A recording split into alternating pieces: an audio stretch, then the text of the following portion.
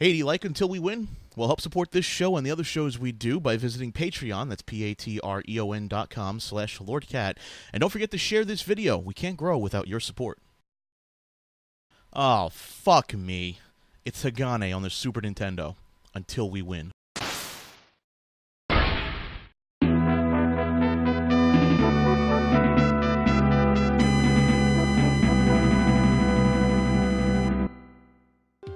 Hagane is a game that needs some kind of introduction.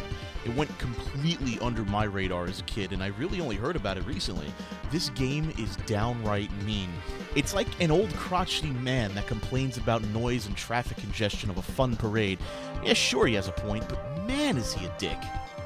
That's Hagane in a nutshell. It's a mean old son of a bitch, but it's not unfair.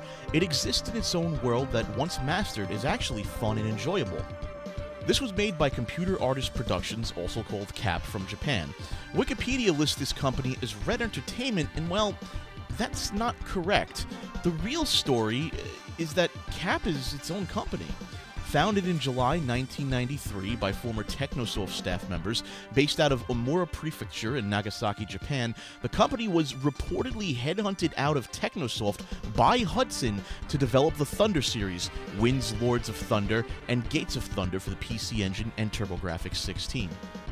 Why do I claim that this company is different than what's listed in Wikipedia and spewed out by every other YouTuber on the planet? Well, in case you don't know, Red Entertainment had almost nothing to do with the Mario Party series. CAP co-developed Mario Parties 1 through 9, Wii Play Motion, Blue Legend of Water on the PlayStation, and Sky Odyssey on the PlayStation 2, so yeah. These are two different companies. In fact, the CAP website exists as its own entity. Red Entertainment isn't even listed in the company's About section. They only mention the C-Ray Production Company Limited parent company. So, I have no idea why Wikipedia decided to list Red Entertainment as a developer of only a select few CAP games. Hell, even the in-game credit sequence doesn't mention Red Entertainment. You failed me yet again, Wikipedia, and as usual, the YouTube crowd has failed me as well. Thanks for your hard work and dedication, Let's Players. I mean, come on, I did, 2 hours of research on this and was able to prove that CAP is not Red Entertainment? Come on, guys, get your shit together. Well, with that being said, I guess it's time to play Hagane, but before we get to that, there's apparently a story in this game. It involves ninjutsu, black magic, the Koma and Fuma clans, a dual creepy piston-powered robot named Hagane, and the Holy Grail. I kid you not, the story in the manual involves a ninjutsu clan stealing the Holy Grail. You can't make this shit up. So, this is a side-scrolling platformer action game. You know, my kind of game. The best thing about this is that it's hard. Really hard, but for all the right reasons. The game never feels like it's cheating to make one section artificially difficult. It plays within its own rule set very well. What makes this game hard is the fact that you've got to think to get through it. It's not something you could just plow your way through and hope to score a victory. To win, you must be a ninja and master all of Hagane's moves.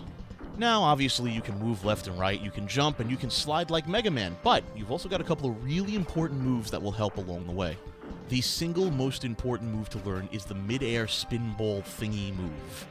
Yeah, jump in the air, and before you hit your peak, jump again with a direction button pressed, and you'll spin in that direction. Hit a wall, and you'll diagonally bounce off that wall.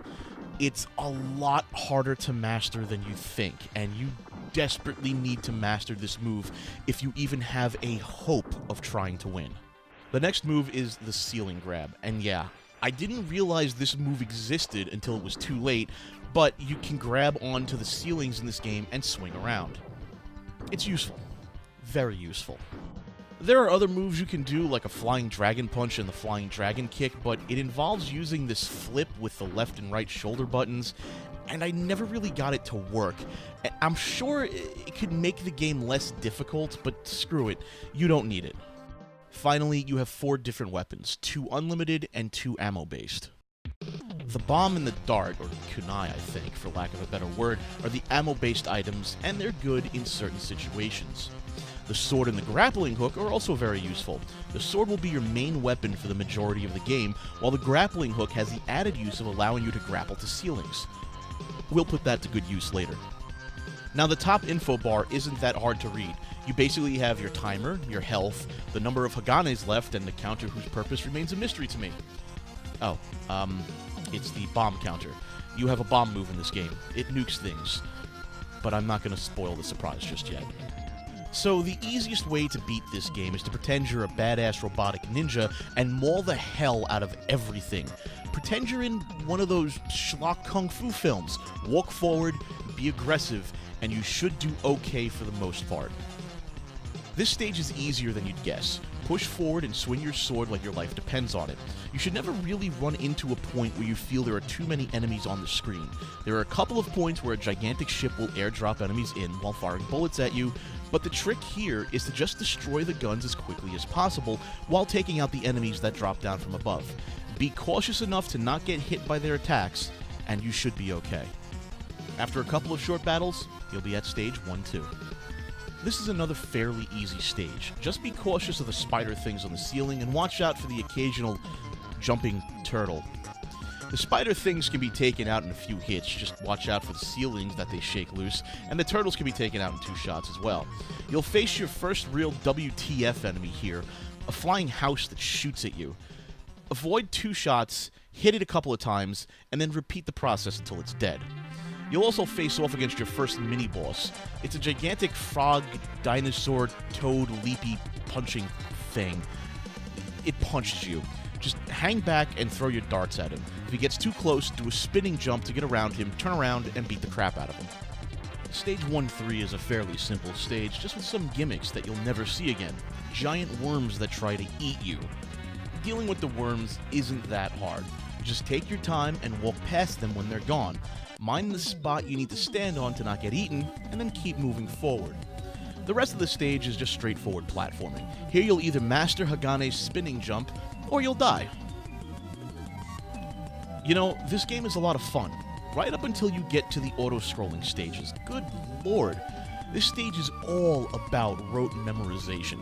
Keep to the right of the screen and you'll have time to react to some of the pieces of the level blowing up. This stage takes a lot of practice. It's the, hey, are you smart enough to remember every detail stage? Just remember that you can jump on top of the flying house, and remember to use your spinning jump dash thing to get over the final gap. And yes, you are going to have to memorize where all of the holes in the level are. This is Musha Mukuro, and he's quite mushy. This guy is a breeze to beat. Pay attention to the robot's shoulders. Once they pull back, get out of the way because they're going to punch you. Pile it on mushy cakes here, and you'll go on to stage 2. This stage starts off with a mini-boss, and it's pretty easy to deal with. The flying head from Superman only has 2 attacks, diving down to you and sucking rocks up from the ground. Don't get caught out, and this one will be a breeze. The next stage is a lot easier than it looks at first. It's really all about learning how to control Hagane's jump. Make your way up the falling rocks, then platform your way around a giant spaceship thing, and you'll make it to several pits of fire. Really, this is all about figuring out how to jump here. Stay on top of the platforms for fire that come from the floor, then drop down and hang from the bottom of the platforms for fire coming from the ceiling. The final section of the stage is a bit tricky. You need to avoid the laser walls in order to advance. They come out in 2 different formations, 1 and 2 laser walls. The trick here is to hang from the ceiling and then jump down after the 2 laser walls pass under you, slide to the next safety hole, grab the ceiling, and then repeat. Eventually, you'll make it to stage 2-3. This one's all about platforming. You're going to be bouncing off the walls like a lunatic for the majority of this stage. Really, the trick here is figuring out where and when to bounce off the walls. It's not easy, not by a long shot, but take the time now to master Hagane's bounce because you're going to need it later on. There's the mini-boss here that's fairly basic. Just stand on one side and beat up the weak spot until it goes away. It's only slightly annoying as the spinning platforms and electrical bouncing ball are pretty easy to avoid. After that, you have some more unforgiving platforming. I feel bad. There's no way to describe the platforming in this game other than unforgiving. It takes a lot of memorization and some really good luck to get it down. Once you get to the top, though, you'll face off against En Mikoshi. This is a fast battle that doesn't take a lot of explanation. Avoid everything and attack En Mikoshi when he exposes his weakness. He has 4 attacks, laser shots from his cannons, big purple balls, big brown balls with waves of electricity, and lasers he shoots after he exposes his weak point. Just avoid everything, really, and hit him when you have the chance. It's a fast fight with a short time limit. Just take as many shots as you can when he's exposed. You'll be able to get about 5 or 6 in before he gets his lasers off. Next up is Stage 3-1, which takes place in the violated heavens, and the difficulty just ramped up. The airship you're on has a ton of enemies, missiles, and a bunch of stuff to avoid. Try not to take everything to the face. The ball and chain enemies are best dealt with before they attack or after they catch their ball. 6 shots from your sword ought to do it. Stage 3-2 isn't that much different from 3-1. The only real difference here are the turrets that hang on the ceilings and try to end you with giant rays of light. There's a mini-boss here at the end of Stage 3-2, which is an absolute joke. Stand on the head of either arm and wail away at its weak point. Stage 3-3 is a flying on-rail shooter, and here you're going to need to pay special attention to one enemy, Heimerdinger. I don't know what he's doing here, but for the love of God, kill him. Kill him fast. He shoots 4 missiles at a time, and 3 dongers on screen at the same time can be really, really difficult. Oh yeah, don't worry about the time limit, by the way, because it's an on-rail stage. You'll get to the end in time. Stage 3-4 is yet another on-rail shooter stage. This time, though, you have lots of room to maneuver around. Just keep your head down, and for God's sakes, kill that Yordle as fast as you can. After all that, you'll face off against Yaseyu. At first, this boss might seem really easy, just smack it in the face with your darts, but then it grows a... Oh my. Did they pull this thing out of Corruption of Champions? What kind of poison is in these darts? Once it's in its second phase, the boss will start lobbing homing skulls at you. Keep your distance and work that pixel-perfect precision, and you should be able to take this boss down. Just remember to be aggressive. You don't want to be cornered by that... tail. Stage 4-1 is a lot like Stage 1-1. Walk forward, kill things, be a boss. It's pretty simple, right up until you hit the mini-boss. This guy's a douche. This guy is the reason I had to take an extra week to make this UW-dub. You're gonna die. A lot. This guy likes to slide and jump around a lot, but I think I have a plan that works against him. Basically, move like a butterfly, sting like a bee. Jump in after he attacks, hit him, get the hell out. He has a couple of moves that you can pick up on. If his shoulder moves back, he's going to swing his katana in some fashion. If he kneels down, he's going to do his super dash and fuck up your shit. Jump over his super dash, take a quick swing at him when you can, and eventually, you should be able to bring this badass down. Believe me, Proto Man has nothing on this guy. In Stage 4-2, we go into a cave. I don't know why we're in a cave. I don't care why we're in a cave. We're in a cave. The level pretends to have non-linearity to it, but it's really all the same. Move forward, avoid falling boulders, eventually you'll reach a point where you can't go any further. That's where the ceiling grapple move comes in handy. Grapple your way to the ceiling, and move forward some more. There's really only one annoying enemy here, the dudes that leap out of the ground and throw 4 fireballs at you. Getting close to where these guys jump up from and then duck down. The closest fireball should miss you, and you can take him out. There's a mini-boss at the end of the stage, a gigantic snake. Stay at the opposite side of where it comes out. Attack the head as it moves in for a bite. Avoid the rocks that fall down when its tail hits the ceiling, and be prepared to jump when its tail hits the ground. You'll be okay. Now, Stage 4-3 is not as intimidating as the lava makes it look. Your first move is to drop down and take the minecart to the left. It'll take you over the lava at the end of the rail. Jump out of the cart before you land in the lava, and you should land on the bridge. Moving on to the right, you'll have to do some spinning jumps to get across the pools of shooting lava, but it's nothing you can't handle. Oh, and there's another donger here. The rest of the level is very basic and only requires some platforming to make it through without getting completely screwed. So you should be able to move on to Stage 4-4 with relative ease. The boss here is Yusodam. Yusodam? Yusodam? Hey! Okay, so we've had pretty easy bosses up to this point. This guy's a dick, and he has 4 different phases. In his first phase, you need to avoid the fireballs he spits out. This is easily accomplished by standing directly underneath him, as he doesn't shoot anything under him.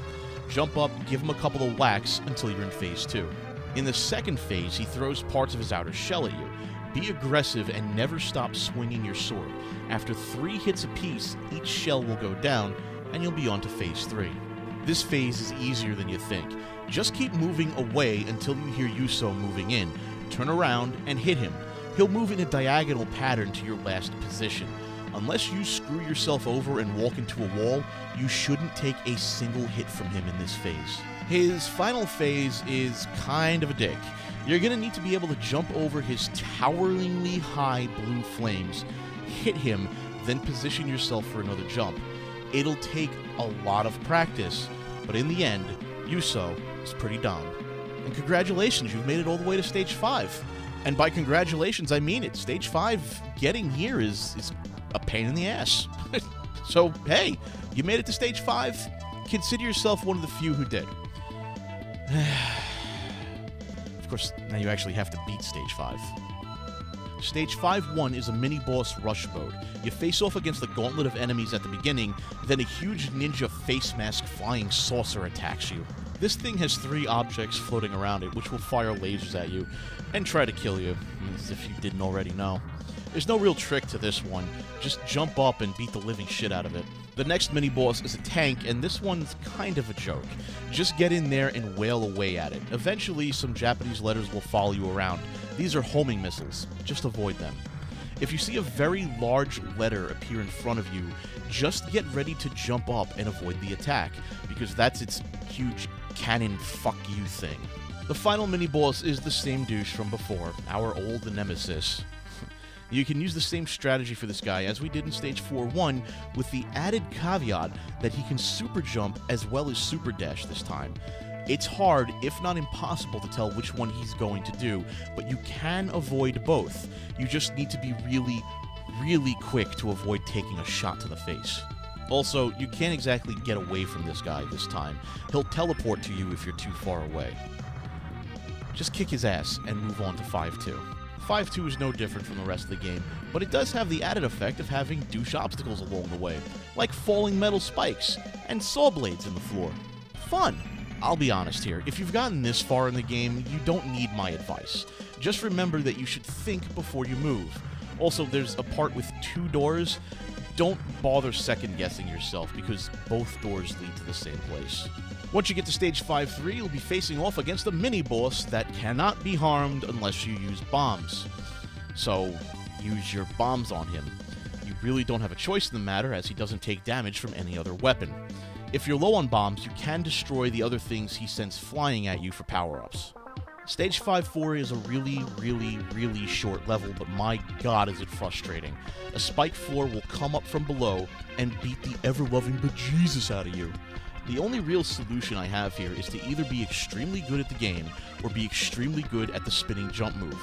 This level is all about moving fast and surviving until the end. Stage 5-5. This is where it's all at. The final stage before the end boss. This is where most players use all their continues, scream, and curse the name Hagane. This one is a real bitch. The beginning sequence of the level just requires some careful spinning jumps into the wall, which will propel you over any obstacles. Again, timing is critical here. Eventually, you'll come up to the spiked wall sequence. Now, I'm no tool-assisted speedrun player, so the way I beat the spiked wall was simple. Be as fast as I could possibly be, ignore as many enemies and power-ups as I could, and make it to the end as fast as possible. Even then, I still get caught out. Jesus! Eventually, you will finish the level and take on Serbo. This is, by far, the easiest pattern of a boss to remember ever. That doesn't mean he's easy, it just means you'll never forget his pattern. The boss appears on a platform and will move towards you 3 times, and attack you 3 times. On the 4th attempt, you get the opportunity to attack his weak point. His attacks are really simple. The most common one is a spinning ball of fire, which is best avoided by moving away from him, preferably by sliding.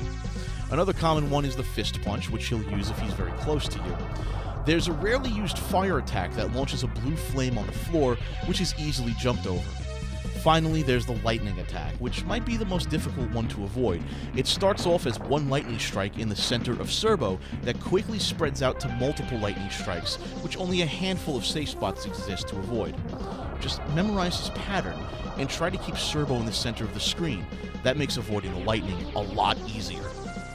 Keep at it, and eventually, you'll face off against Manao Ikazuchi, which is the biggest pain in the ass, motherfucking bullshit boss I've ever faced. Fuck this guy.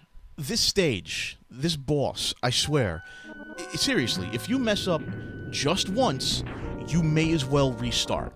It's that difficult. This guy is a gigantic rocket that's launching itself into space because, I don't know, why not? Your goal is to kill all the faces on the rocket before time runs out. Oh, and you're doing this in the middle of the fucking launch sequence, so there's lots of bullshit platforming for you to deal with. The only advice I can give you is to play the living hell out of this level over and over and over again until you've figured out that bouncing off the walls is probably the fastest way to ascend through the level. I'll be honest with you, eventually I gave up, I restarted the game, and I didn't use any of my power bombs ever during the game until I got to this motherfucker. Then I spammed the living hell out of him. Yeah, I was that cheap. I recommend you do the same thing.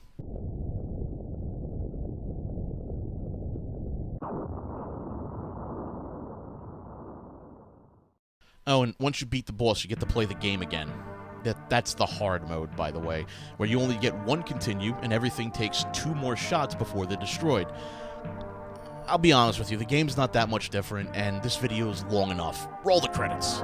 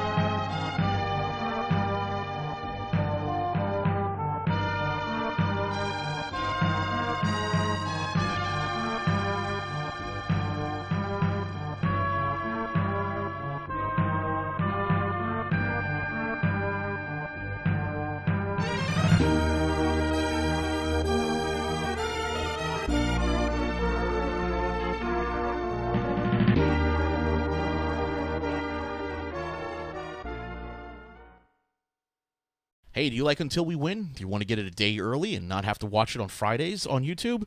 Well, support our Patreon campaign for $5. Patreon.com, Patreon.com/LordCat. You can get Until We Win a day early.